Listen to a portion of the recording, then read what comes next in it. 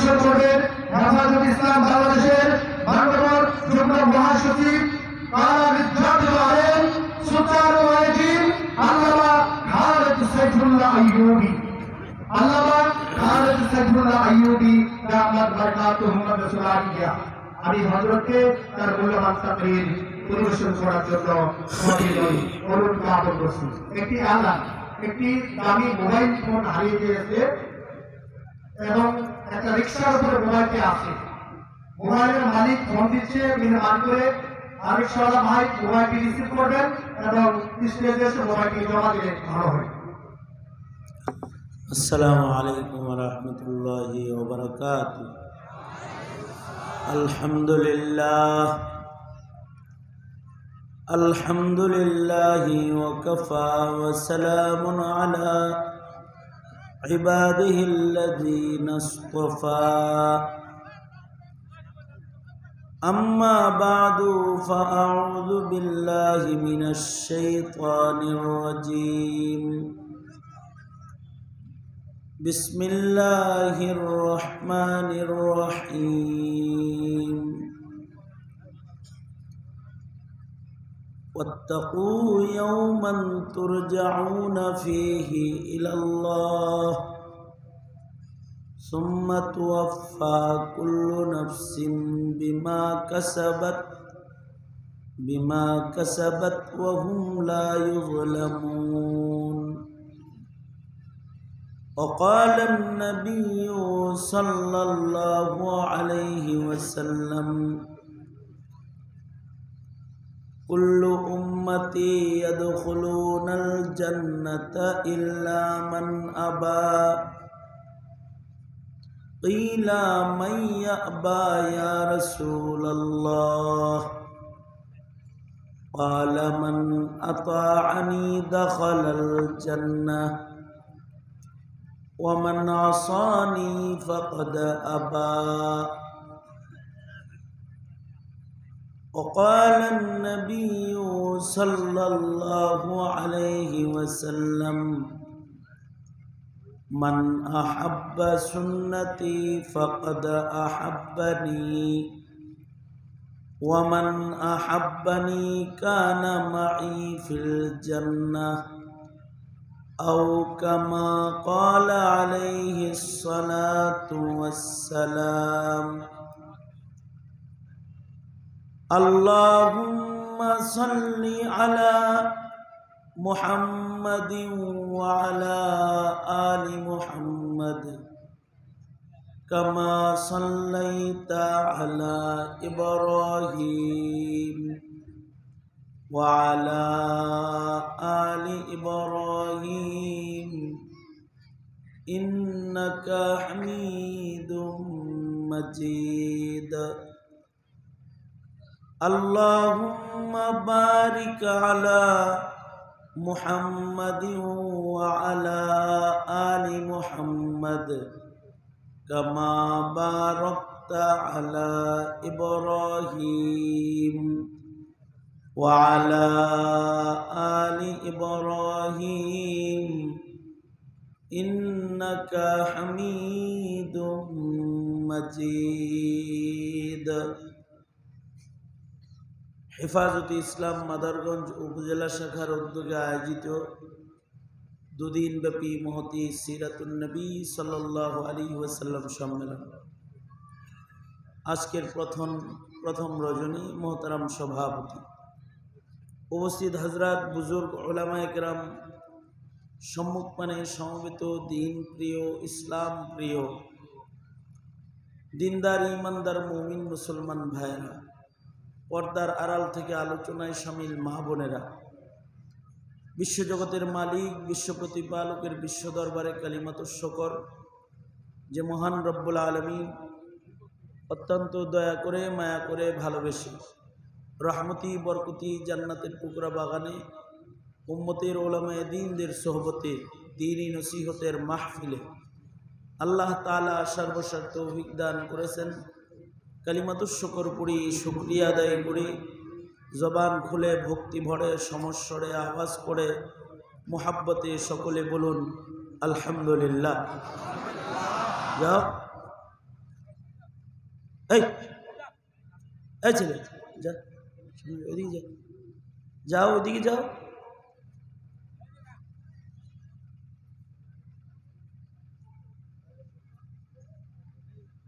মাইকেলা eco কমাও,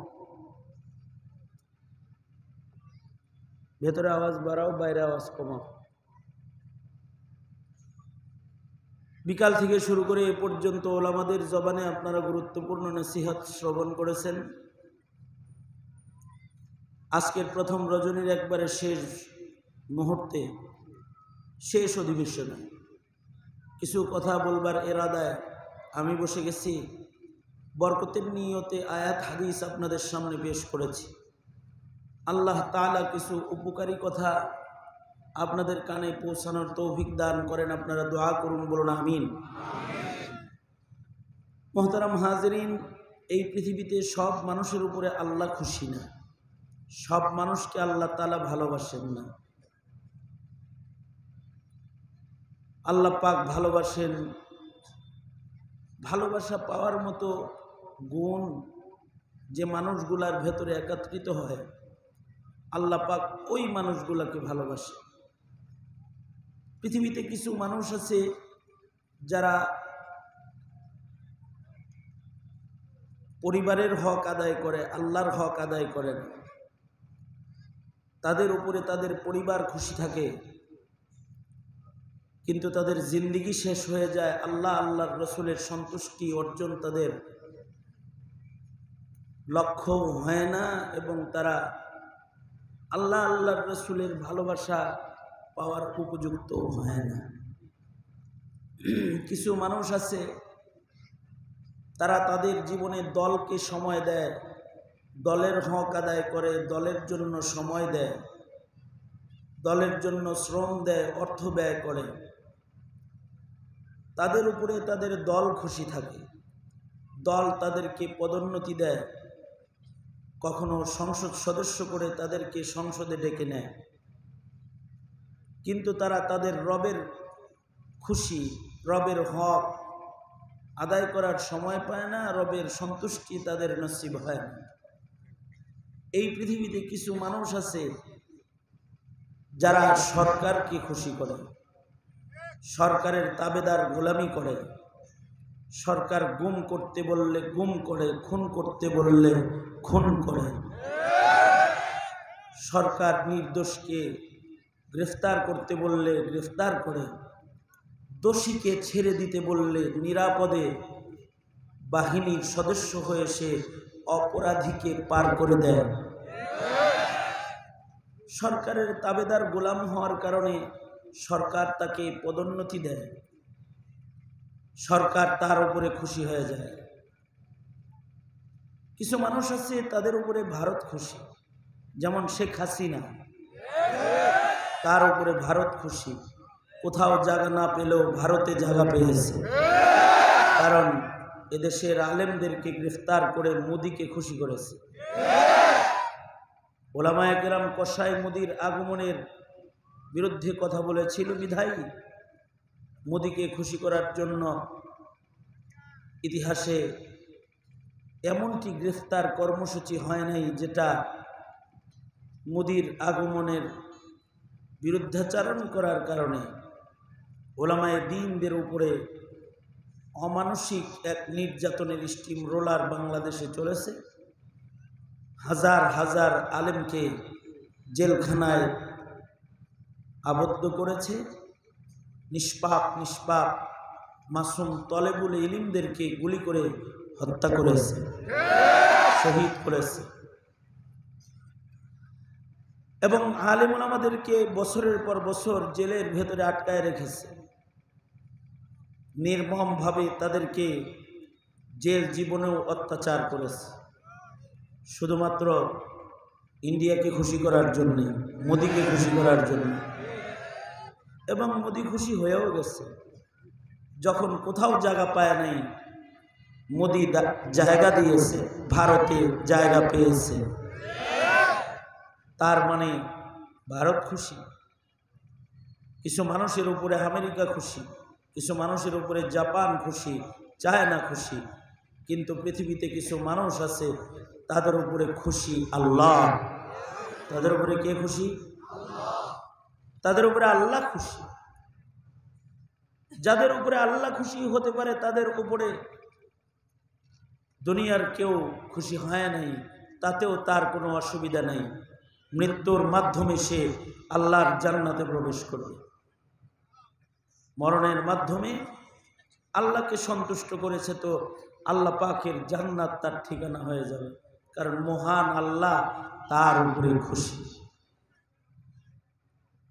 আল্লাহ কার উপরে খুশি হবে? মানুষ হইলেই তার উপরে খুশি না, মানুষের ভেতরে ওই মানুষগুলার উপরে আল্লাহ খুশি যাদের ঈমান আছে। কি আছে? জোরে বলেন। ঈমান আছে। আল্লাহু ওয়ালিয়ুল্লাযীনা আমানু, আল্লাহ পাক ঈমানদারদের অভিভাবক, যাদের মুখে আছে লা ইলাহা ইল্লাল্লাহ, বলুন মুহাম্মাদুর রাসূলুল্লাহ। আওয়াজ করে বলুন লা ইলাহা ইল্লাল্লাহ মুহাম্মাদুর রাসূলুল্লাহ। যারা বিশ্বাসের সাথে এই কালিমা পড়নেওয়ালা মুমিন, তাদের উপরে আল্লাহ পাক খুশি। কতটা খুশি? কালেমা পড়নেওয়ালার সর্বনিম্ন ঈমান যার আছে, যার ঈমান একেবারে দুর্বল ঈমান, এই উম্মতের সবচেয়ে ছোট মুমিন যে, সবচেয়ে দুর্বল মুমিন যে, তাকেও আল্লাহ তাআলা খুশি হয়ে এমন জান্নাত তাকে দান করবেন। আল্লাহর রাসূল বলেন সবচেয়ে কনিষ্ঠ মুমিনের জান্নাত হবে এমন পৃথিবীর 10 পৃথিবীর সমান। তার মানে কি এত বড় জান্নাত দিবে? এমনিই দিবে না খুশি হইছে দেখা দিবে? হ্যাঁ, এদিকে তাকান। এই তোরা যারা আইসস, তোরা ফিরিস্তা, আল্লাহর রাস্তে নাক বরাবর বসছস। ইমামে আজম আবু হানিফা রহমতুল্লাহ আলাইহি নাক বরাবর কোনো বাচ্চা থাকলে এটা উঠাই দিত। কারণ হইল এরা আলোচনা নষ্ট করে, এদের কারণে আলোচনার মনোযোগ নষ্ট হয়। ও নিজেকে নিজে নিয়ন্ত্রণ করার ক্ষমতা রাখে না, বুঝ কম। এ কারণে বাচ্চাদেরকে নাক বরাবর বসাইতে নেই কোনো প্রোগ্রামে, এদেরকে জায়গায় জায়গায় দিতে হয়। এক জায়গায় সব ফিরিস্তা বইয়া থাকলে খোঁচাখুচি করবে, কথা বলবে, কতক্ষণ বেঁধে রাখবে না, একটু পরপর দেখবেন গোতাগুতি করতেছে। দোনো হাত উপরে তোলেন, সোজা করেন, জবান খুলে আওয়াজ করে বলেন সুবহানাল্লাহ, আলহামদুলিল্লাহ, লা ইলাহা ইল্লাল্লাহ, আল্লাহু আকবার। জোরে বলেন আল্লাহু আকবার, আরো জোরে বলেন আল্লাহু আকবার। হাত নামান। এই যেমন আমার দিকে ছিলেন, এরকম আমার দিকে থাকেন, কিছু কথা বলি। এই যেহেতু বসছি, আজকের সভাপতি শ্রদ্ধাভাজন বড় ভাই খাজা এম এ আউয়াল সাহেব, ওনার সাথে ওলামায়ে দ্বীনদের এক আন্তরিকতা, সেই আন্তরিকতার একটা ভাগ আমার সাথেও আছে, যে আন্তরিকতার কারণে আমি ওনার দাওয়াত কবুল করে ওনার মেহমান হয়ে আসছি। আপনারাও আসছেন, বসছেন, দূরে সফর করে এখন আমার যাইতে কষ্ট, কারণ আমি অসুস্থ না, অসুস্থ। আর 1 বছর জেলের একটা ফজিলত আছে না, 1 বছর জেলে থাকলে এমনি অসুস্থতা বাড়ে। কারণ জেলে তো অনেক আদর করে। বহরহাল আইসা যেহেতু করছি আর আপনারাও আসছেন, আমি আবার মনোযোগ আকর্ষণ করছি। আমার সামনে যারা আছে একেবারে সকলকে মনোযোগ আকর্ষণ করছি।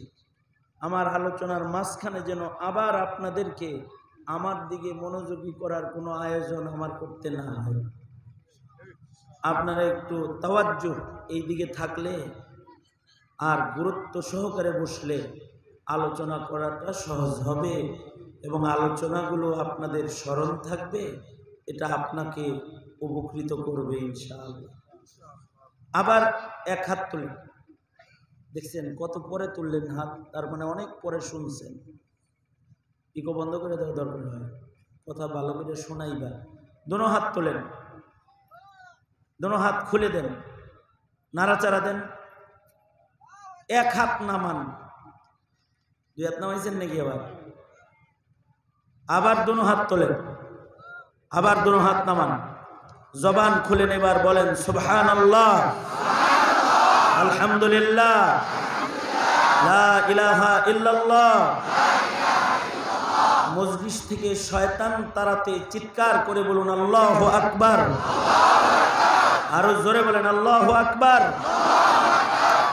এই যেমন আমার সাথে ছিলেন, আমি তসবিহ পড়তে বলছি বলছেন, হাত তুলতে বলছি তুলছেন, নাড়াইতে বলছি নাড়াইছেন। হাত তোলার আর নাড়ানির চাইতে গুরুত্বপূর্ণ কিছু এখন বলতেছে আলহামদুলিল্লাহ। ওটার চাইতে গুরুত্ব এখন যেটা বলতেছি ওইটা, তাহলে ওইটাও গুরুত্ব সহকারে শোনা দরকার না? আমার এক নাম্বার কথা, আবার কথা রিপিট করতেছি আমি। কিছু মানুষকে তার পরিবার ভালোবাসে, কিছু মানুষকে তার দল ভালোবাসে। ইকো বন্ধ করো। কিছু মানুষকে তার দল ভালোবাসে, কিছু মানুষকে সরকার ভালোবাসে, কিছু মানুষকে ইন্ডিয়া ভালোবাসে। থাকে বাংলাদেশে কিন্তু ইন্ডিয়া তারে ভালোবাসে। কিছু মানুষকে আমেরিকা ভালোবাসে, নাস্তিকতা করে আর আমেরিকায় ভিসা দেয়, ওদের উপরে আমেরিকা খুশি। আর কিছু মানুষকে ভালোবাসে আল্লাহ। কিছু মানুষকে কে ভালোবাসে? জোরে বলেন। যাদেরকে আল্লাহ ভালোবাসে তারা মৃত্যুর সাথে সাথে আল্লাহর জান্নাতে প্রবেশ করবে। সর্বনিম্ন যাকে আল্লাহ ভালোবাসবে তাকেও আল্লাহ তাআলা এমন পৃথিবীর 10 পৃথিবীর সমান জান্নাত দান করবে।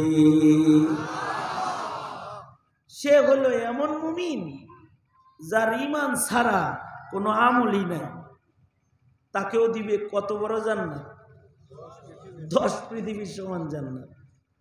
শুধু কেন? একাত্মবাদ স্বীকারকারী, লা ইলাহা ইল্লাল্লাহ মুহাম্মাদুর রাসূলুল্লাহ, এই ঈমানের বদলায় তাকে আল্লাহ এত বড় পুরস্কার দেন। কিন্তু ঈমানের পাশাপাশি যারা ওয়াজ শুনছে, জিকির করছে, দরুদ পড়ছে, দাঁড়িয়ে রাখছে, হালাল হারাম বাছাই করে চলছে, পুরা না চললেও কিছু কিছু করছে। যেমন আজকের মাহফিলে রাগ করার দরকার নাই, আমি এমনি কোরআন হাদিস বোঝানোর জন্য বলতেছি। আজকের মাহফিলে এমন কিছু শ্রোতা আছে এরা নামাজ পড়ে না, কিন্তু আছে নিয়মিত মাহফিলের শ্রোতা, তারা মাহফিলে যায় কিন্তু কি নামাজ পড়ে না। কি পড়ে না? আচ্ছা, নামাজ পড়ার গুরুত্ব বেশি না ওয়াজ শোনার গুরুত্ব বেশি? বুঝা কইছেন না? না বুঝছে? ওয়াজ শোনার গুরুত্ব বেশি না নামাজ পড়ার গুরুত্ব বেশি?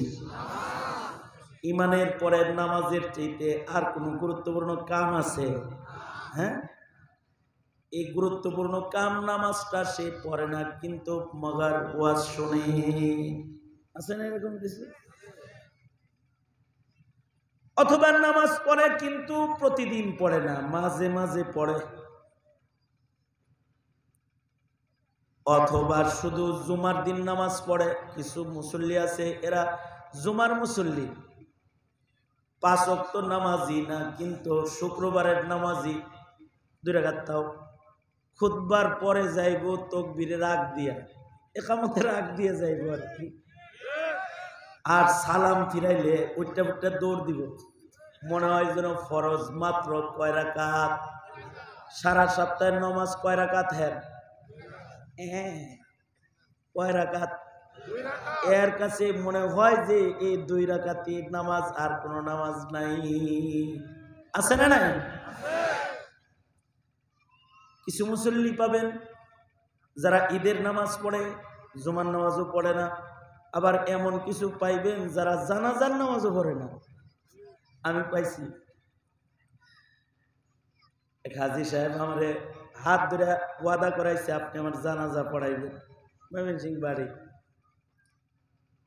আরাফার মাঠ, মিনার মাঠে ওয়াদা করছি জানাজা পড়াম। ছেলে সন্তানদেরকে বলে রাখছে যে আমার জানাজা আইসা পড়াই। মরার পরে আমার খবর দিচ্ছে। আমি সেই চিটাগাং থেকে আইছি জানাজার নামাজ পড়তে, সফর করে। আমি জানাজা পড়াইতেছি, সবাই পড়লো, কিন্তু একজন চেয়ারে বয়ে রয়েছে, জানাজা পড়ে না। আমি ভাবছি যে মাইয়েতের লোকে হিন্দুর লোকেও খাতির আছে রে, মরার পরে হিন্দু তারা দেখতে আসছে। আমি কাছে গেছি, যাই বললাম ভাই আপনার নাম কি? সুন্দর একটা মুসলমানের নাম বলছে। জানাজা পড়লেন না যে? এই কথা বলতে পারি, তেলে বাগুনে জ্বলে উঠছে। আপনারাই পেঁচ লাগান, আমরা হলে পেঁচ লাগাই। কি পেঁচ লাগাইছি জানেন না? জানাজা 2-4 জনে পড়লেই হয়। মানে আমারে শিখাইতেছে হালাল কিফায়া, মানে মশলা আমারে শিখায়। কত বড় মুফতি সাহেব। কিছু আছে মাসআলা মৌলবীর চাইতে বেশি জানে, মোল্লারও মাসলা শিখায়। আমার কয় জানেন না কয়জনে পড়লে হয়? জানি তো। তারপরে জানাজা কি নমাজ নাকি? এটা এটা একটা দোয়া। আপনারা কাতারে দাঁড়ায় করছেন, আমি চেয়ারে বসে বসে করছি, তাই কি হচ্ছে? একাই বলতেছে। আমি বললাম ভাইজান বিষয়টা তা না। ওইটা কি বিষয়? আমি বললাম আপনি নাকের ডগা দিয়া একটা নেকির বড় পুটলা গেল, কিন্তু আপনি ধরলেন না। বিষয়টা হলো এটা। অথচ হাসরের মাঠে একটা নেকি কেউ ধার দিবে না। মা একটা নেকি দিবে না, বাবা একটা নেকি সন্তানকে দিবে না। আর আপনার সামনে দিয়া বিশাল একটা নেকির পুটলা গেল, আপনি ধরলেন না। কত বড় নেকির পুটলা গেছে! আল্লাহর রাসূল বলেছেন, কেউ যদি তার ভাইয়ের জানাজার নামাজ পড়ে তাকে 1 কিরাত সওয়াব দেওয়া হয়। সাহাবী বলে কিরাত কাকে বলে? আল্লাহর নবী কিরাত কি? আল্লাহর রাসূল উহুদ পাহাড় দেখায় বলে, এই উহুদ পাহাড় যত বড়, জানাজার নামাজ পড়ার সওয়াবটা এত বড়।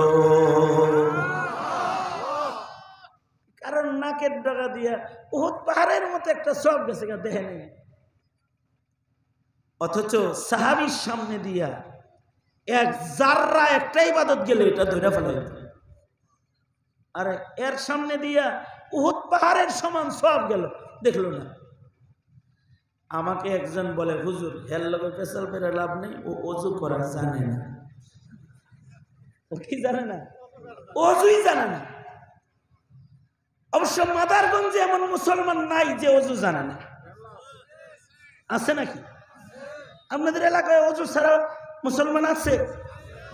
এই যে ওযু ছাড়া মুসলমান যেটা, এটাও যদি ঈমান নিয়ে কবরে যাইতে পারে, তাহলে সবার পরে জান্নাতে ঢুকলেও তার জান্নাত হবে 10 দুনিয়ার সমান। আর যার কিছু ওযু আছে, তবলিগে চিল্লা লাগাইছে, এবার ওযু করা জানে, 2 রাকাত নামাজ পড়াও জানে, কিন্তু পড়ে না। আছে না এরকম? নামাজের দোয়াগুলো শিখছে কিন্তু পড়ে না। ইমানটা ভালো, গানে যায় না কিন্তু ওয়াজে যায়। গানে যায় না কিন্তু ওয়াজ শুনতে যায়। ইমানটা ভালো, নাস্তিকের পক্ষ নেয় না, আলেমদের পক্ষে কথা কয়, কিন্তু কিছু আছে নাস্তিকের পক্ষে কথা কয়, কিছু আছে কাদিয়ানির পক্ষে কথা কয়। যারা কাদিয়ানির পক্ষে কথা কয় তারাও কাদিয়ানি, যারা নাস্তিকের পক্ষে কথা কয় তারা ইমানদার নয়, তারাও নাস্তিক।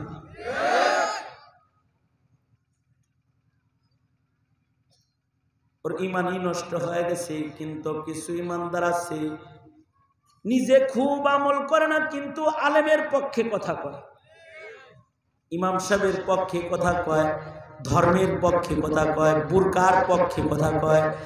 নিজে নামাজ পড়ে না কিন্তু বউরে কয় পর্দা ছাড়া কোথাও যায় না। কিন্তু আসলে এই টাইপেরও কিছু আছে, নিজে নামাজ পড়ে না, নিজে পাঞ্জাবি পড়ে না, কিন্তু বিবিরে কয় এই বাড়ির বাইরে বুরকা ছাড়া যাইবে না, মানুষে দেখবো।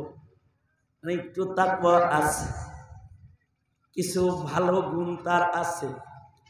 এই ছোট ছোট ভালো গুণের কারণে কারো কারোর উপরে মহান আল্লাহ একটু বেশি খুশি হবে। তাদের গুনাহ খাতা ছোট ছোট নেকির কারণে আল্লাহ তাআলা মাফ করে দিবে, যদি কাজটা আল্লাহর কাছে পছন্দ হয়। ওই যে কুকুরে পানি খাওয়াইছে, বুখারীতে আছে, এটা পছন্দ হয়েছে আর জেনার গুনাহ মাফ করে দিচ্ছে। কিছু মানুষের ভালো কাজ পছন্দ হবে তো আল্লাহ তাআলা তার পিছনের গুনাহ মাফ করবে।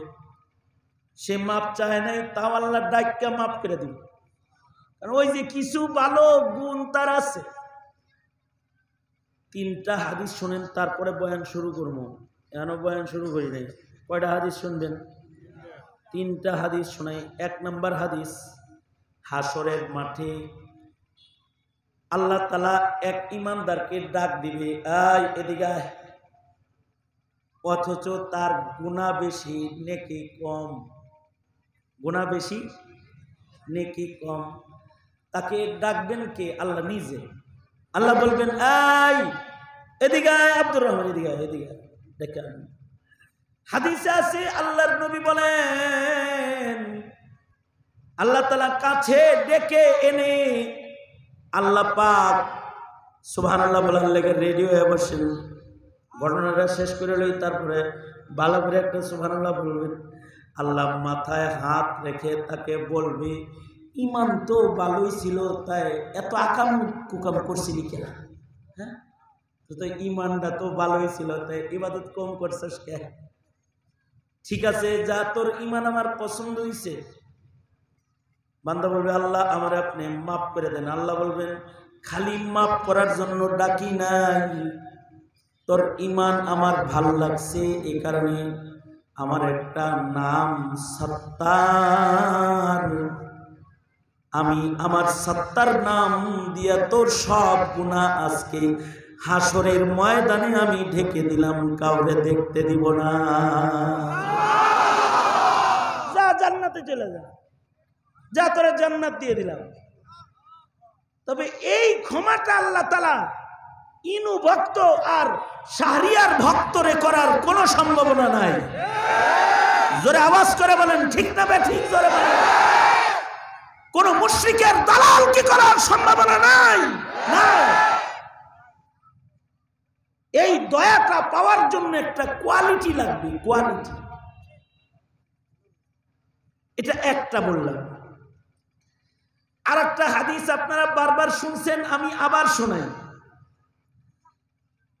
2 জন মুমিন এমন আছে, আল্লাহর রাসূল বলেন, যাদেরকে আল্লাহ তাআলা গুনাহ বেশি হওয়ার কারণে তাদের দোজখের ভেতরে ফেলবে। তারা দোজখের ভেতরে চিল্লাইতে থাকবো। হাদিস আছে, আল্লাহ তাআলা বলবেন, এই ফেরেশতারা, দোজখের ভিতরে ওরা চিৎকার করে, কারা ওগরে লয়ে আমার কাছে নিয়ে। দোজখের ভিতরে কিন্তু চিল্লাইতেছে।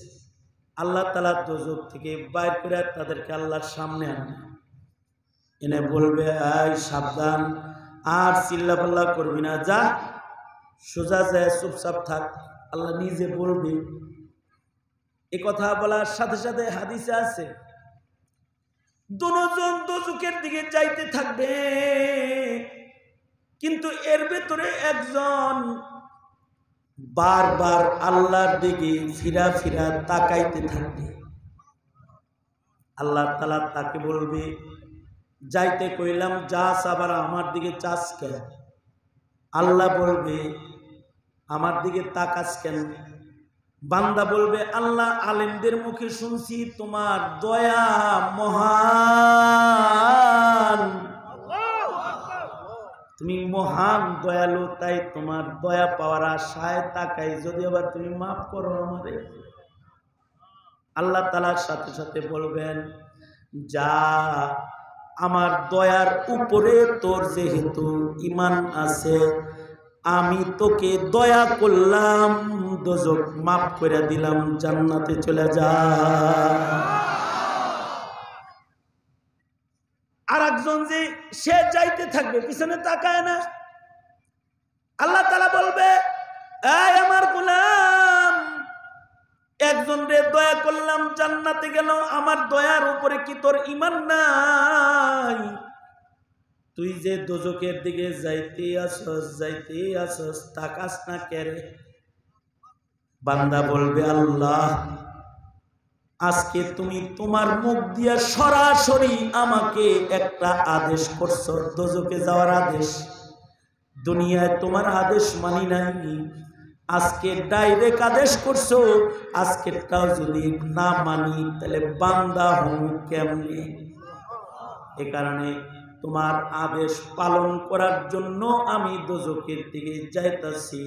আল্লাহ বলবেন, ঈমানের সাথে যেহেতু আমার একটা আদেশ যুক্ত করে ফেলছস, আমার আদেশের মূল্য যেহেতু তোর কাছে হয়েছে, এবার তোকে আর জাহান্নামের আগুনে আমি ফেললাম না, যা, তোরেও মাফ করে দিলাম, আমার জান্নাতে চলে যা। সুবহানাল্লাহ। এই যে ক্ষমাটা করবেন, এই ক্ষমাটা কোনো মুনাফিকরে করবেন না মিয়া, কোন মুনাফিকই ক্ষমা পাবে না। ইমানদাররে তো আল্লাহ তাআলা ভালোবেসে জানাজা পড়াইলেও মাফ করে দিব অনেক সময়, কিন্তু মুনাফিকের জানাজা রাসূল পড়াইছে তাও মাফ করে না।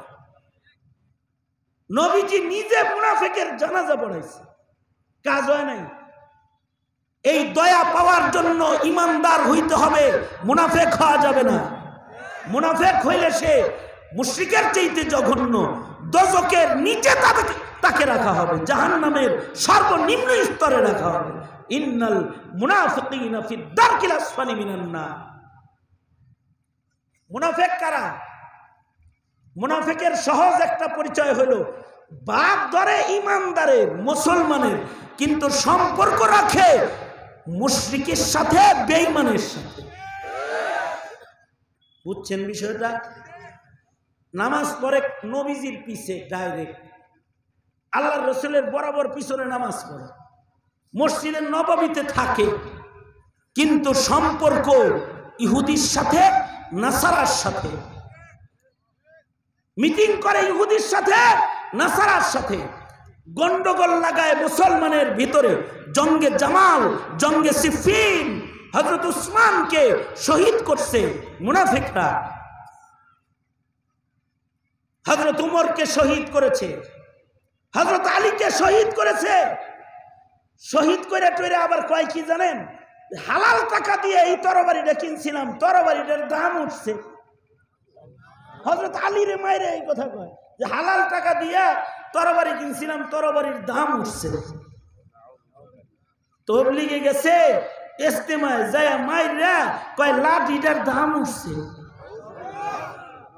বুঝেন নাই বিষয়টা? সম্পর্ক অন্য কারোর সাথে, এ কারণে মুসলমানের রক্ত ঝরা পছন্দ করে, এগুলো নেফাকি। যেমন আমার বুবু, বুজুর্গ মানে আব্দুল কাদের জিলানী ফেল। হ্যাঁ, নেতারা বলছে মাইকে বসায়, আমাদেরকে বসায় মাইকে বলতো আমাদের নেত্রী 70 রাকাত নফল নামাজ পড়ে ঢেলি। কত রাকাত? বাড়ির কাছের কথা এটা, 70 রাকাত নফল নামাজ পড়া। তারপরে এই তো না, 5 পারা কোরআন শরীফ ডেলি। ইশরাকের নামাজ না পড়ে যায় নামাজ থেকে উঠে না। এই পর্যন্ত হাতাওয়ালা জামা, এই ঘোমটা, মক্কা মদিনা। আর ইসলামিক ফাউন্ডেশন ইস্তেমা শর্ত হেগরি। এরপরেও প্রতি উপজেলায় একটা করে মডেল মসজিদ। আপনাদের এলাকায় একটা আছে না? সব উপজেলায় একটা করে মডেল মসজিদ আছে। মনে হয় যে সম্পর্ক আল্লাহর লগে, কিন্তু কার্যকলাপে দেখা যায় সম্পর্ক মুশরিকের লগে। মসজিদ নির্মাণ করে মসজিদে যেতে বলে নাই, কাউকে কখনো আদেশ দেয় নাই, কিন্তু বলেছে পূজায় যাও, পূজা সবার, উৎসব সবার, এটা বলছে। হ্যাঁ, কথা বলেন না কেন? জোরে আওয়াজ করে বলেন না কেন? বলছে নাকি যে মডেল মসজিদ করছি, সবাই নামাজ পড়বি, তাছাড়া অনুদান পাঠাবো না। কইছে করে স্যার হয়েছেন কে বলছে এই কথা? কিন্তু বলেছে ধর্ম যার যার, পূজা আমাদের সবার, এ কথা বলে নাই। উৎসব সবার, এটা বলে নাই। তার মানে কি দেখায় মসজিদ দিয়ে দিনদারি কাম করে সব মসজিদের। নবী চিনায় না, নবীকে যারা গালি দেয় তাদেরকে নিরাপত্তা দেয়, আর যারা রসুল চিনায় নায়েবে নবী তাদের জেলখানায় পাঠায় দেয়। শুধু তাই না, বানাইলো মসজিদ, পড়লো নামাজ, পড়লো কোরআন তেলাওয়াত, নফল নামাজ 70 রাকাত। মনে হলো সম্পর্ক আল্লাহর সাথে, কিন্তু 5 তারিখে আমরা দেখলাম আল্লাহর সাথে সম্পর্ক নাই, দিল্লির সাথে সম্পর্ক। দিল্লির সাথে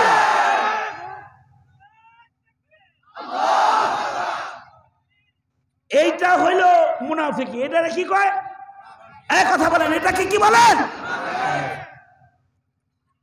এবার বুঝা থাকলে বলেন, মুনাফিকি করলে কি আল্লাহ ডাক্কা মাফ করবো তো? কথা আওয়াজ করে জোরে করে বলেন, করবে তো? আল্লাহ তাআলা বাহানা কইরাও বান্দারে মাফ করবে, কিন্তু বান্দার ভেতরে লাগবে ঈমান। বান্দা হতে হবে মুমিন। যার ভেতরে ঈমান থাকবে তাকে আল্লাহ তাআলা ডেকে ডেকে মাফ করবে। আল্লাহু আকবার, জোরে করে বলেন। তার ঈমানের কোয়ালিটি আছে, আল্লাহ তাকে বাহানায় বাহানায় জান্নাত দিবেন। আর একটা আশ্চর্য হাদিস আমি সাহস করে আপনাদের শোনায় দিই, আজব হাদিস। মুসলিম শরীফের রিওয়ায়াত, কিতাবুল ঈমান। মুসলিম শরীফের বর্ণনা মানে কি? মুসলিম শরীফ হলো আল্লাহর কোরআনের পরে বিশুদ্ধ কিতাবের একটা। কেউ বলে বুখারী কোরআনের পরে সবচেয়ে বিশুদ্ধ, কেউ বলে মুসলিম শরীফ কোরআনের পরে সবচেয়ে বিশুদ্ধ। আসাহুল কুতুবি বাদা কিতাবিল্লাহ। মুসলিম শরীফের একটা দাম আছে, এ কারণে রাওয়াহু মুসলিম শুনলে এটা আমলের জন্য সবার কাছে বড় আগ্রহের হয়। কারণ ইমাম মুসলিম, ইমাম বুখারী ওনারা ওনাদের কিতাবে সহিহ হাদিস চয়ন করে করে করে করে ঢুকাইছে। মুত্তাফাকুন আলাইহি রিওয়ায়াত যদি হয় সেটার গুরুত্ব আরো বেশি হয়। বুখারীতেও আছে, মুসলিমেও আছে। মুসলিম শরীফ কিতাবুল ঈমান, বিশুদ্ধ এক বর্ণনা। কিছু মুমিনকে আল্লাহ তাআলা দোজখে ফেলার আগে তাদের অজ্ঞান করবে। আল্লাহু আকবার, জোরে বলেন আল্লাহু আকবার। ফেলবে দোজখে, কিন্তু আল্লাহ তাআলা তাকে অজ্ঞান করে দোজখে ফেলবে। বিষয়টা হলো এমন, ডাক্তার যখন রোগীর অপারেশন করে তখন রোগীরে অজ্ঞান করে, এরপরে তার হাড্ডি ড্রিল মেশিন দিয়ে কাটে, কিন্তু রোগীর খবর থাকে না। ওপেন হার্ট সার্জারি করছে, গলার থেকে নাভি পর্যন্ত ফাইরা বুকের ভিতরে সব বাইর করে, পায়ের রক হাতের রক কাটটা আরেক জায়গায় বাইপাস কইরা, পিঠের চামড়া কাইটা আরেক জায়গায় লাগায়া তারপরে অপারেশন করেছে। কসাই হয়ে যেন তাকে কেটে কেটে সব করছে, কিন্তু এই রোগী অজ্ঞান, তার কোনো খবর নাই। যখন হুঁশ আসছে তখন দেখে তার দেহের উপরে কিয়ামত হয়ে গেছে। কিছু বান্দা আছে তাদের আল্লাহ তাআলা দোজখে ফেলার আগে অজ্ঞান কইরা দোজখে ফেলবে, দোজখের আগুন দিয়া আল্লাহ তার গুনার নাপাক ধুইবে, কিন্তু বান্দার খবর নাই। দোজখের ভেতরে বান্দা অজ্ঞান অবস্থায় পড়ে থাকে, দোজখ থেকে বাইর করে আল্লাহ তারে হুঁশ দিবে, গুনার শাস্তি শেষ, এবার তাকে হুঁশ দিবে। বান্দা দেখবে তার উপরে কিয়ামত হয়ে গেছে। আল্লাহ তাআলা নহরে হায়াতের পানির দ্বারা এই বান্দাকে গোসল দিবে। দোজখের আগুনে পুড়ে তার দেহটা কয়লা হয়ে গেছে। গোসলের সাথে সাথে তার দেহ শুভ্র সুন্দর চামড়া জান্নাতে যাওয়ার উপযুক্ত যুবক যুবতীতে সে রূপান্তরিত হবে। এবার আল্লাহ বলবে, গুনাহ করছিলি, তওবা করস নাই, তাই গুনার শাস্তি দিতে দোজখে ফেলছিলাম, কিন্তু ঈমান আমল কিছু করছিলি, ভালো ছিল, তাই নিজে তোকে নহরে হায়াত দিয়া গোসল দিয়া সুস্থ বানায়া যা বান্দা, আমার জান্নাত তোকে আবাদুল আবাদের জন্য দিয়ে দিলাম। আল্লাহ যে এইরকম একটা ভালো আচরণ কোন গুনাহগারের লগে করবে, আপনার কি মনে হয় এই গুনাহগার বান্দাটা কি ঈমানের কোন রং ঢং তার ভেতরে না থাকলে এই মায়া পাবে না? কয়টা গেল? 3টা হয়ে গেছে, তাহলে 4টা করলে এক খালি হইল। এই আরেকটা শোনেন, আরেকটা হইল বাবা অনেক সময় নিজের সন্তানকে ঘর থেকে বাইর করে দেয়, বাইর করে দেয় না? বাইর করে দেয় ঠিক, কিন্তু আবার চাচারে কয়, ওই তুই তো চাচা লাগস, আমি বাইর করে দিছি, তাতে কি, তুই একটু নিয়ে আইস, কই থাকবো, কি খাইব, লয়ে আইস। এরকম করে না? বাপে করে না? কি কারণে করে? মায়ার কারণে করে, ছেলের জন্য মায়া, এর লেগে করে। নিজে ঘর থেকে বের করে দিছে, কিন্তু আবার বিবিরে বলে ওই জায়গায় মলম আছে, বাইরে কাইটা গেছে মনে হয়, লাগায়া দিও।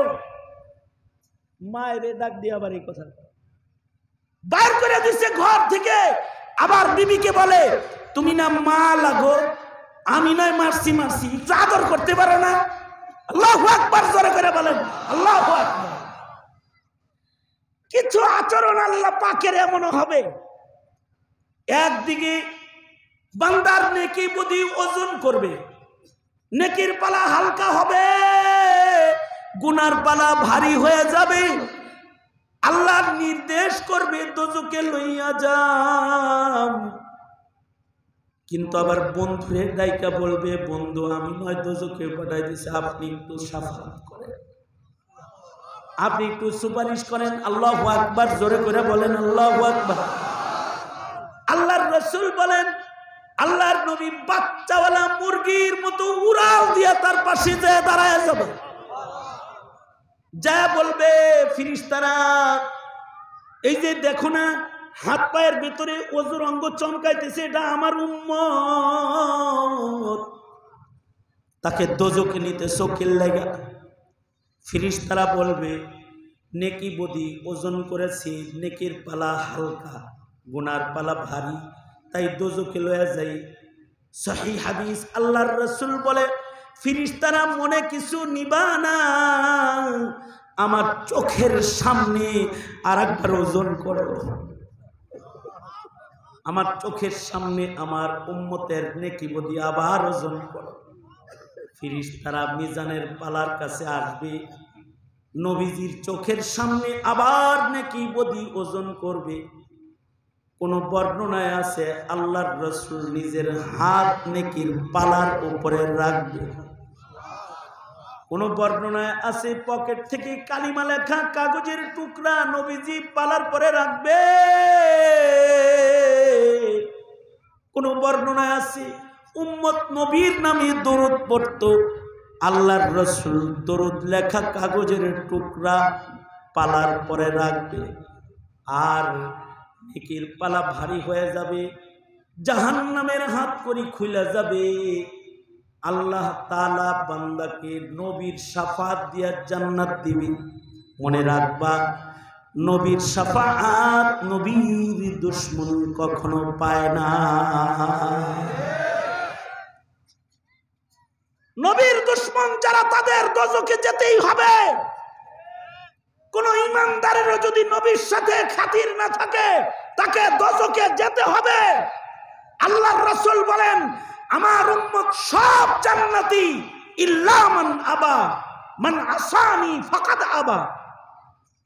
আমার উম্মত হয়ে যার কাছে আমার তরিকা ভালো লাগে না, আমার উম্মত হয়ে আমার সুন্নত ভালো লাগে না, আমার উম্মত হয়ে আমার টুপি ভালো লাগে না, আমার উম্মত হয়ে আমার পাঞ্জাবি ভালো লাগে না, ও আমার শাফাত পাবে না। কিন্তু যার কাছে আমার সুন্নাত ভালো লাগে ও আমার লগে জান্নাতে থাকবে, শাফাত আমি করব। আল্লাহু আকবার, জোরে জোরে বলেন আল্লাহ। এবার তুমি আন্দাজ করো তোমার নবীর সুন্নতের কত দাম। 16 বছর আওয়ামী লীগ সুন্নতকে রাজাকারের পোশাক হিসেবে পরিচয় করিয়ে দেওয়ার চেষ্টা করেছে, জঙ্গির পোশাক হিসেবে পরিচয় করায় দেওয়ার চেষ্টা করেছে। আওয়াজ করে জোরে বলুন ঠিক না বে ঠিক, জোরে বলেন। এদেশের মাদ্রাসাওয়ালারা কোনোদিন বোমা মারছে? তাদের কাছে কোনোদিন দেশি অস্ত্র পাইছেন? চাইনিজ কুড়াল, রান্দা, হেলমেট পরে তা করে দৌড়াইতে দেখছেন? কাউরে কুবায়া মারতে দেখছেন? কথা বললেন জোরে আওয়াজ করে। কারোর হাতে কখনো ককটেল দেখেছেন আপনারা? তসবির দানা দেখেছেন? আমি 1 বছর জেলখানায় ছিলাম, রমজান টু রমজান, সেহরে টু ইফতার। সেহরির সময় ধরছে, বাসায় এসে ইফতার করছি পরের বছর। মামলাটা কি? মামলা শুনলে পরে শয়তানও হাসে দিবে। আমার নামে মামলা হইল, আমি বাইতুল মুকাররমের উত্তর গেটে ককটেল মেরে পালিয়ে গেছি।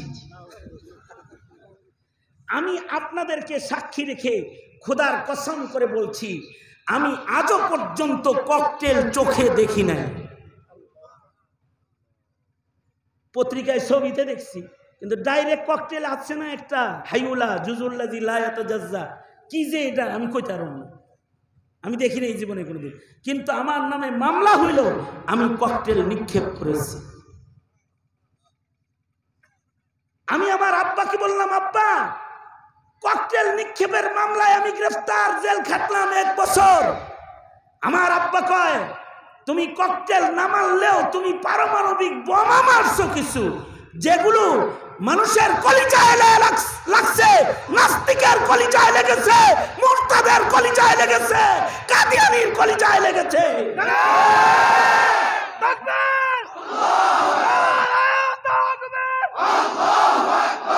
ইসলামের শত্রুরা হুঁশিয়ার সাবধান, হুঁশিয়ার সাবধান, ইসলামের শত্রুরা সাবিলুনা সাবিলুনা, জিহাদ জিহাদ, তাকবীর। তোমার তো ছোটটার মামলা দিছে মিয়া। আমার আব্বা আমার নসিহত করছে।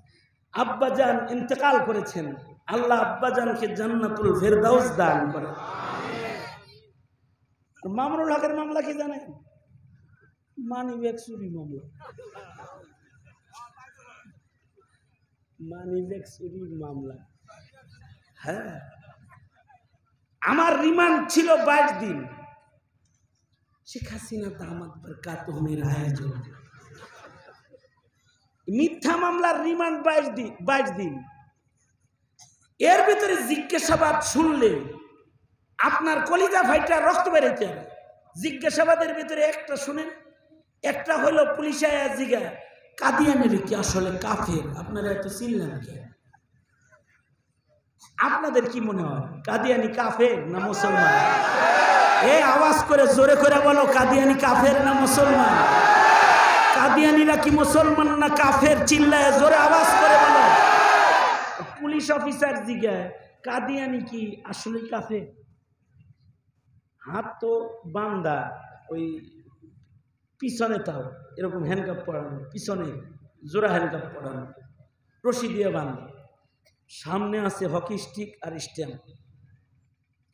মনটা তখন চাইতেছিল যে হাতটা যদি কোনো রকম সাইরা দিতি আর তোর নাক পিছে যদি একটা বক্সিং দিয়ে তোর নাকের বদনাটা খোলা হেলাই দিতে পারতাম, তোর প্রশ্ন যা করছস তাহলে কিছুটা স্বাদ মিটত।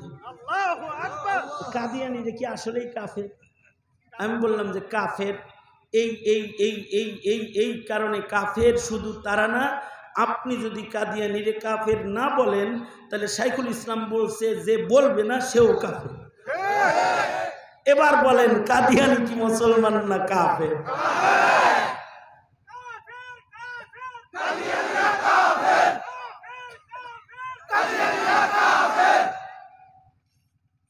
এই এটা করলে সব হইব, মারাত্মক সব। আবার এনে এসে দাঁড়ায় একটা কন্ত কাফের কাফের সব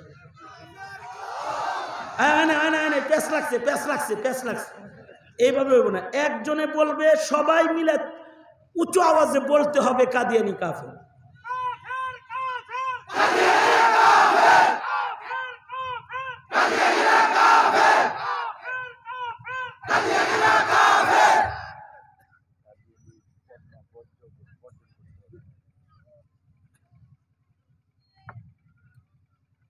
আওয়াল ভাই বললেন শুধু কাফের বললে হইব না, ওয়াদা করাইতে কইছে। আমি করাইতাম, তারপরে উনি আবার বলছে সভাপতির একটা দায়িত্ব আছে। উনি বললেন যে সবাই ওয়াদা করান কাদিয়ানি পণ্য বর্জন করব ইনশাআল্লাহ। বলো জোরে আওয়াজ করে বলেন ইনশাআল্লাহ, জোরে বলেন। যেমন প্রাণ, আরএফএল, অলিম্পিক, না আর কি ইউনিলিভার, এ যা আছে বর্জন, কিনবো না ইনশাআল্লাহ। বলেন কিনবেন? কারণ কাদিয়ানিরা আল্লাহর রসুলের দুশমন। আমার পকেটের একটি টাকা আমি কেন দিব দুশমনকে? যে খতমে নবুয়ত নষ্ট করবে তাকে কেন দিব? পঞ্চগড়ে গেছি, ৫,০০০ মুসলমান কাদিয়ানি হয়ে গেছে টাকার বিনিময়ে। আমরা স্লোগান এই জন্য দেওয়াই, এই স্লোগানের মাধ্যমে স্কুলের ছোট ছোট বাচ্চারা শিখতেছে কাদিয়ানি কাফের। কারণ বই পইরা গোমাতা চিনবে, নবী চিনবে না। জোরে আওয়াজ করে বলেন ঠিক না ভাই? ঠিক জোরে বলেন। বই পইরা কি চিনবে? গোমাতা চিনবে, ট্রান্সজেন্ডার চিনবে, মহিলা হয়ে যাবে।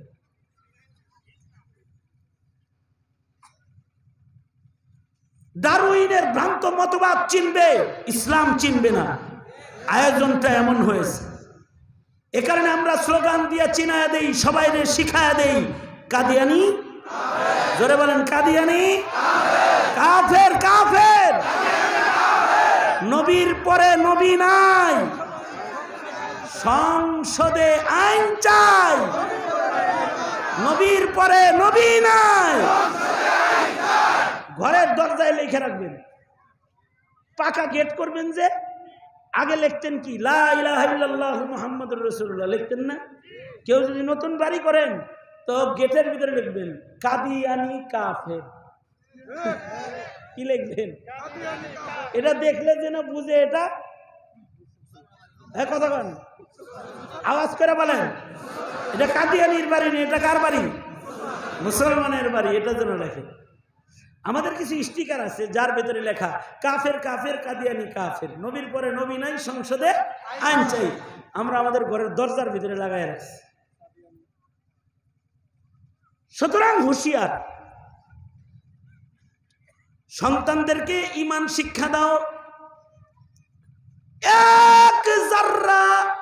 ইমানও যদি কবরে লইয়া যায়, আর যদি ইমানের কোয়ালিটিটা ভালো হয় তাহলে রবের দয়া পাওয়া যাবে।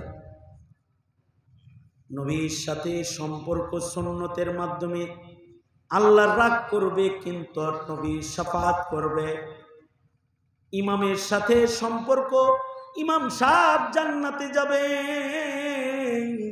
মুসল্লি দোজকে যাইতেছে তো আল্লাহ মুখোমুখি করায়া দিবে, এটা ওসিলা মুখোমুখি করায় দিবে আর বলবে হায় হায় আমরা যাইতেছি নি হেরাও না আমাগো মসজিদের মুসল্লি,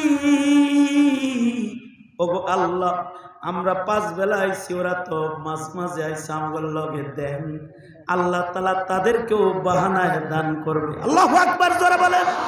কিছু মানুষ যায় বলবে আল্লাহ একসাথে ঈদের নামাজ পড়ছি, একসাথে ওয়াজ শুনছি, একসাথে সাদিয়ানি বিরোধী আন্দোলন করছি, একসাথে আহলে হকদের পক্ষে কাজ করছি, ও আল্লাহ এটার আমগল লগে দেন, দিয়ে দিবে।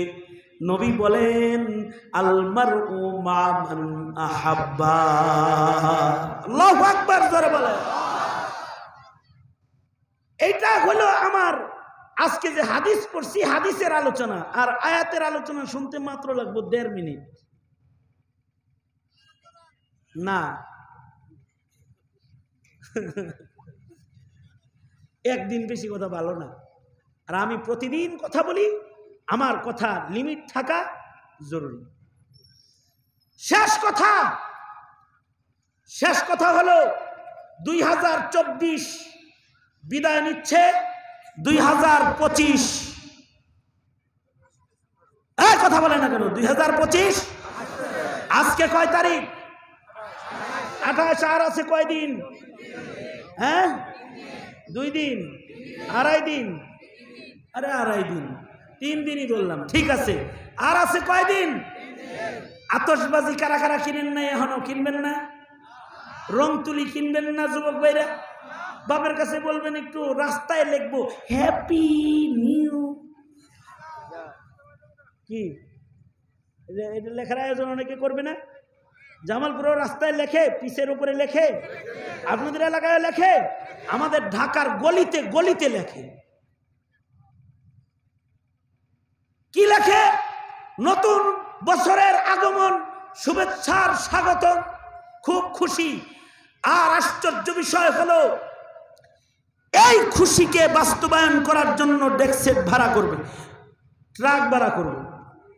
কথা বলেন, আওয়াজ করে বলেন।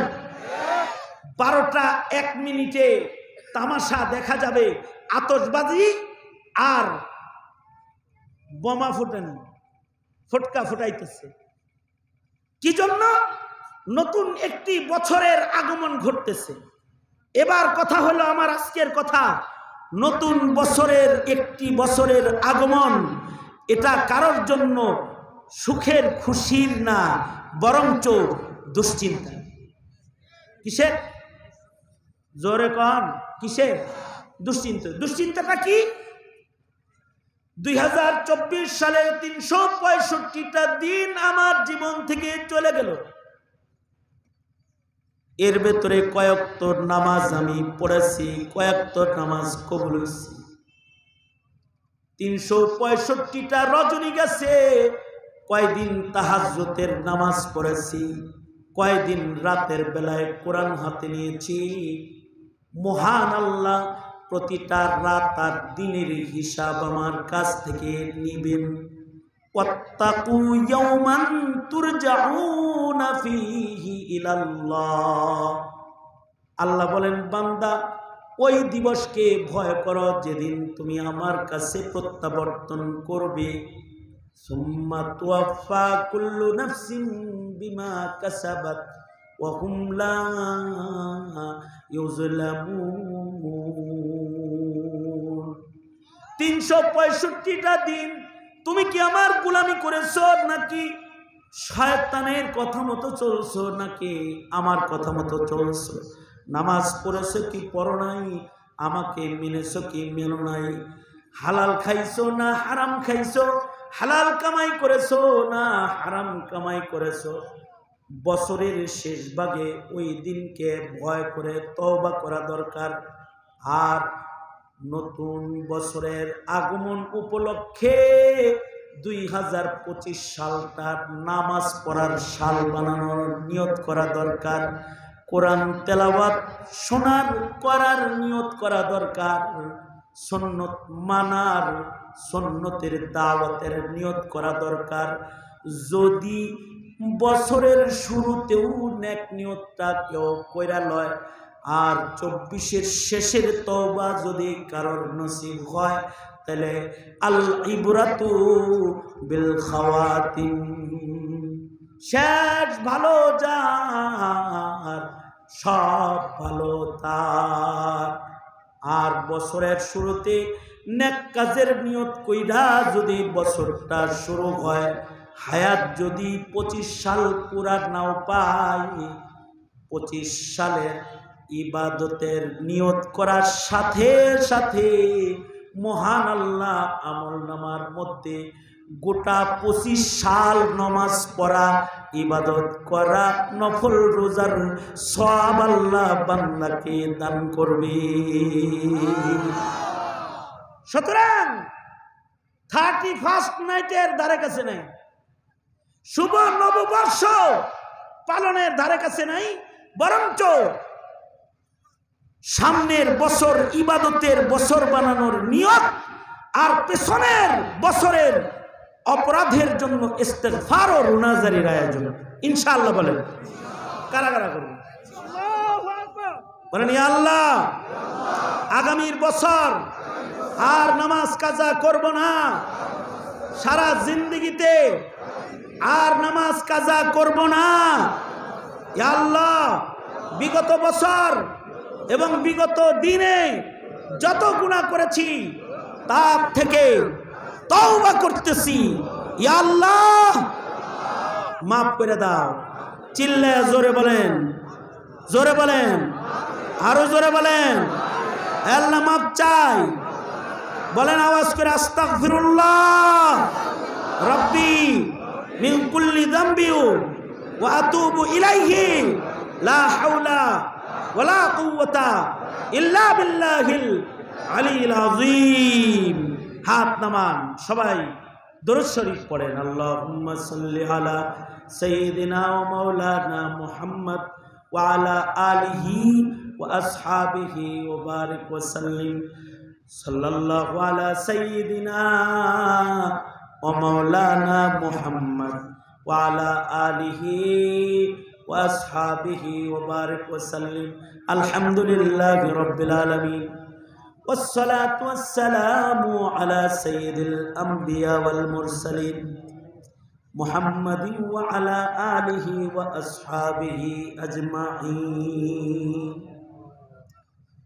হেফাজতে ইসলাম আয়োজিত মহতী সম্মেলনের আজকের প্রথম রজনী, বড় ভাই মে আওয়াল সাহেব এলাকার পেটি সন্তান, তোমার কোরআন শোনানো, তোমার নবীর সিরাত শোনানোর জন্য এলাকাবাসীকে একত্রিত করেছে উলামায়ে কেরামের ছত্র ছায়ায়। রব্বুল আলামিন গোলাম ডাকে সাড়া দিয়ে এসেছি। তোমার দয়া পাওয়ার কিছু গুণের কথা তোমার বান্দাদের কানে দিয়েছি। আগামীর নতুন বছরের নেক আমলের নিয়তের ওয়াদা করাইছি। পেছনের দিনের গুনাহের জন্য তওবা করাইছি। দুইটা হাত কাঙ্গালের মতো বাড়ায় ধরেছি। ওগো আল্লাহ, ও জাহানের মালিক, মেহেরবানি করে জীবনের গুনাহ মাফ করে দাও। জেনে না জেনে অন্ধকারে আলোয় গোপনে প্রকাশ্যে যত পাপাচার করেছি ক্ষমা করে দাও। ইয়া আল্লাহ, জানি না কার মা নাই, কার বাবা নাই, নিজের হাতে নিজের মা অনেকে কবরে রেখেছে, নিজের হাতে নিজের বাপ কবরে রাখছে। আর জীবনে কোনোদিন মা ডাক নসিব হবে না, আর জীবনে কোনোদিন আব্বা ডাক নসিব হবে না। আয় রব্বুল আলামিন, যাদের পিতামাতা কবরে চলে গেছে তাদের মা বাবার কবর জান্নাতের বাগান বানায় দাও। যাদের আব্বা আম্মা আছে আল্লাহ হায়াত বাড়ায় দাও, বেশি বেশি করে খিদমত করতে পারে তৌফিক দান করো। আয় রব্বুল আলামিন, আল্লাহ জানি না কোন দোকানের কাফন আমাদের জন্য রেডি হয়ে গেছে, কোন সবের বাস না জানি পাইকে গেছে। আল্লাহ, কখন জানি মসজিদের কোনার পালকি বাড়ির দুয়ারে দাঁড়ায় যায়। ওগো আল্লাহ, কবরের পালকি পাঠানোর আগে কামিল মুমিন বানায় দিও আল্লাহ রব্বুল আলামিন। আল্লাহ, আমরা যারা হাত তুলেছি আমাদেরকে তোমার গোলাম বানায় নাও, আমাদের সবার পেছনের গুনাহ মাফ করে দাও। এই মুহূর্তে আমাদের সালাম সরওয়ারে দু আলমের রওজায়ে আতহারে পৌঁছায় দাও। আগামীকালকে আখিরি মুনাজাত পর্যন্ত মাহফিলটাকে কবুল গ্রহণ মঞ্জুর করে নাও। ইয়া আল্লাহ, কদম কদম নেক দিয়ে তোমার বান্দাদেরকে বাড়ি ফিরায় দাও। ফিলিস্তিন সহ সকল নির্যাতিত মুসলিম জনপদকে ইয়া আল্লাহ ইসলামের বিজয় দেখায় দাও। আল্লাহ, বাংলার জমিনে শান্তি দাও, দেশ ও জাতির জন্য কল্যাণের ফয়সালা করো। হেফাজতে ইসলাম ইয়া আল্লাহ, যারা আজকের মহতে আয়োজন করেছে মাদারগঞ্জ শাখা, ইয়া আল্লাহ তাদেরকে কবুল মঞ্জুর করে নাও। সংগঠনটার দায়িত্বে যারা রয়েছে তাদের জিন্দগিতে বরকত দান করো। আল্লাহ, যত কল্যাণ মঙ্গল সব দাও, যত কল্যাণ তার থেকে ধরে ধরে বাঁচাও। সুবহানা রাব্বিকা রব্বিল ইজ্জাতি আম্মা ইয়াসিফুন ওয়া সালামুন আলাল মুরসালিন ওয়ালহামদুলিল্লাহি রাব্বিল আলামিন। আমিন আমিন আমিন বিরহমাতিকা ইয়া আরহামার রাহিমিন। সালামি বিদায়, আমার কাছাকাছি আসার চেষ্টা না করা যায়, মুসাফা করবো না আমি, আমার হাতে সমস্যা। আসসালামু আলাইকুম ওয়া রাহমাতুল্লাহি ওয়া বারাকাতুহু।